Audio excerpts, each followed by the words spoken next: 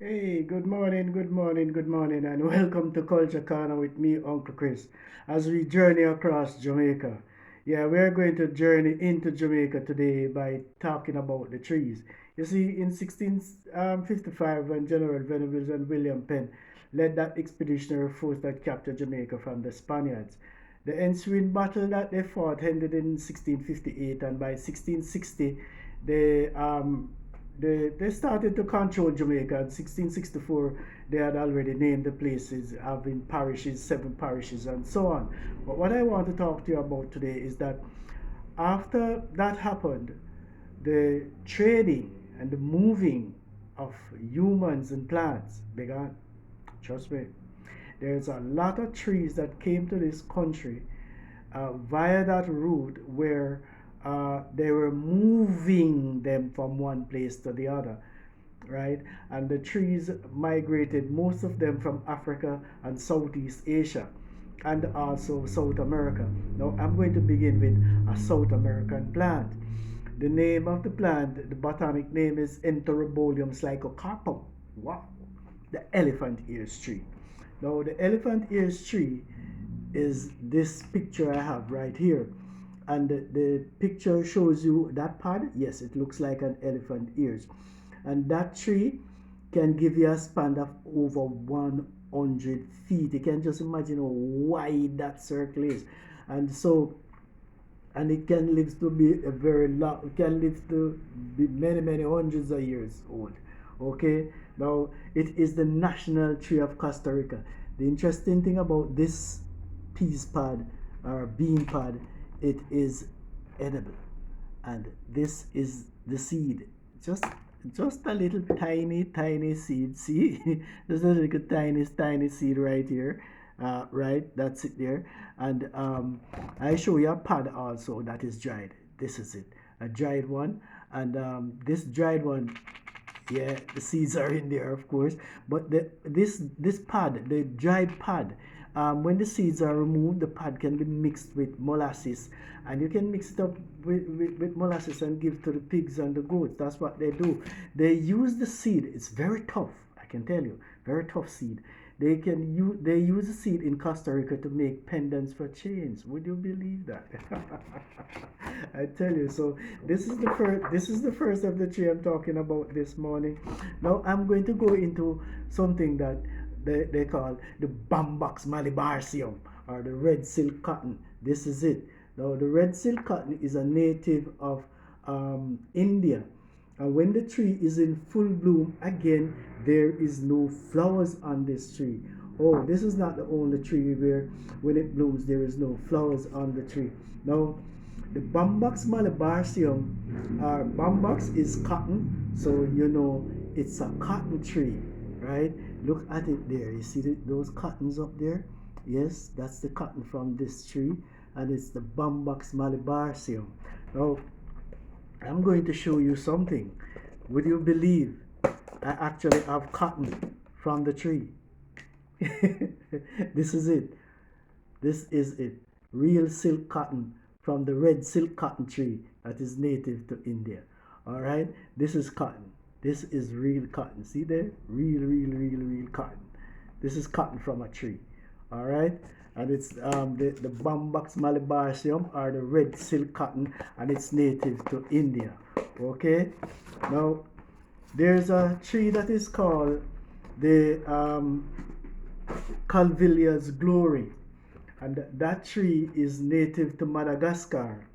And this is it. When the tree blooms, it blooms for only 1 month, and it blooms only in the month of October, right? Only in the month of October it blooms, and it is family to the Poinciana tree, which is also a native of Madagascar. All right. So for you to see this tree bloom, you will have to catch it in October. Okay.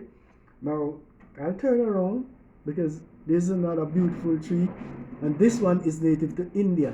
It is called the Bhutia monasperma, or the eternal tree, and it is said that it was a tree like this that the Buddha sat under to gain enlightenment.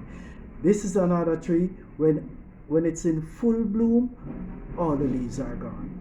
Not necessarily what is happening with climate change, because I've seen one the other day where it was blooming and not all the leaves were gone. There were still leaves on the tree, as I saw it there. Now, there's a place in Jamaica that is, well, a restaurant that is called the Cannonball Cafe. Now, they have the cannonball trees. The cannonball trees are native to South America. It bears vines that comes out naturally on the tree. The vines produce flowers every day. Like early in the morning, they will open, and by 4, 5, 6 o'clock in the evening, the flowers will fall off. Once it spends 8 or 9 hours on the tree, these flowers will fall from the tree. But the interesting thing is that this tree bears a fruit that takes 18 months to ripe. And these fruits can weigh up to 15 pounds. When the fruit falls from the tree and bursts open, it would have looked like the inside of a calabash fruit, right? But within 45 to even 90 seconds, it turns blue. And this is it. It turns blue after 90 seconds. And that's the fruit with the flowers on it. And like I said, these fruits take up to 18 months to ripe. And well, if you ferment it like noni, then it would be good for hypertension and malaria. All right. Now, there's another tree here again that we have, the sausage tree. The sausage tree is native to West Africa, Senegal, and that's the fruit there. The fruit, it is said it's not edible. Research has shown that it can be eaten because the baboons eat it. I don't know how rough it is on the stomach. I've never tried it, but I know the fruit can get to be a good length. I mean, almost 2 feet long, and can weigh up to 18, 20, 25 pounds. This is how large this fruit can get. I happen to had a fruit that weighed 22 pounds, and it was just 18 inches long at the time when I found it. All right. Now I have a very small one to show you. This one, yeah, it's about 6 to 7 inches long, and this is the sausage fruit. All right, from the sausage tree. Okay. Now this is the Brazilian ironwood, and the thing about the Brazilian ironwood, it had the look of several trees. The look of the tree is like a eucalyptus, it's like a pimento, it's like guava, it's like sycamore tree. Yeah, it has all those looks in it, right? And it, of course, if you know the tree that is called the Long John, or the Tripillaris americana, the Long John or the Long John silver, that tree, or the ant tree, that tree has the look of this tree also. Now the pad on the tree is tough. I mean, I had to get a hammer if I want to break this open. If I want to break this pad open, I would have to get a hammer, or I would just simply have to just soak it in water for a couple of days, and that's how I would get this pad open. Okay, it's also good for furniture, because this is from the this is furniture. This is a patio and the outside where this was done, and it's the Brazilian ironwood that was used for this. Okay, now you have a tree that is called the Aurea crepitan, or the sandbox tree.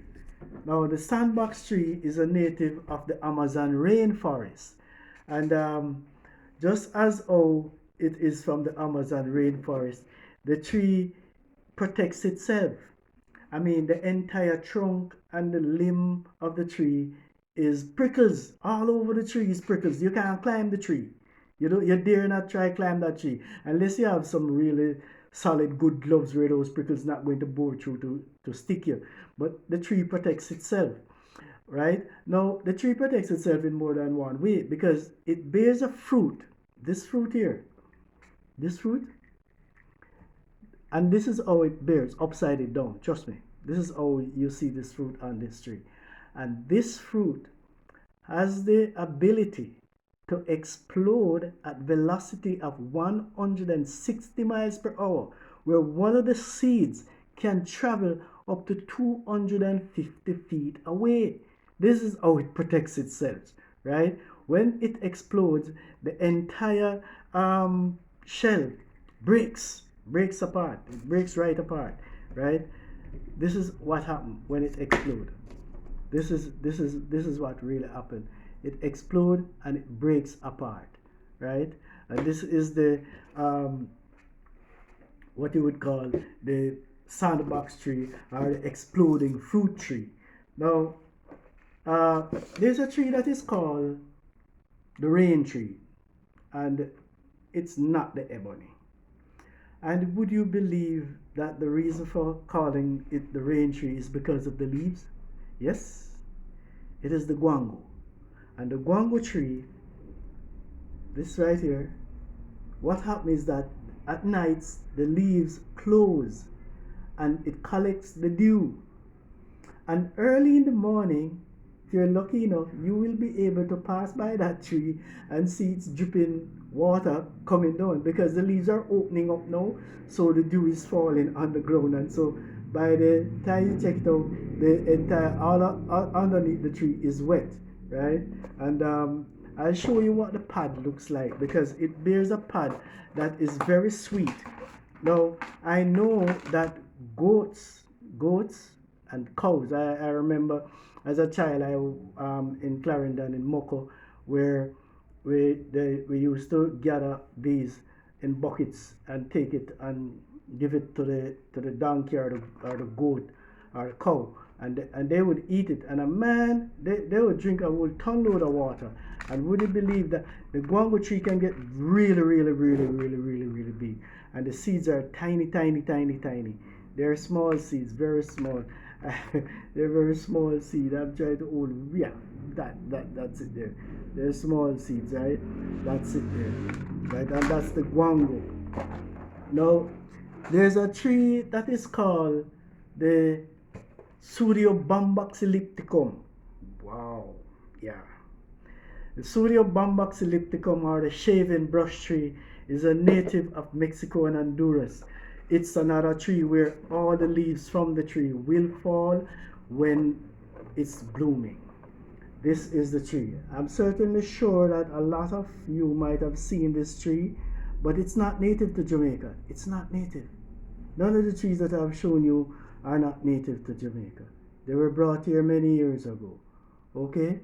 Now, this also, as I said, bambox, remember I said to you not too long ago about the tree that is called the Malabar, the Bambox malabarsium. This one called the Pseudobambax ellipticum. Yes, it's a cotton tree.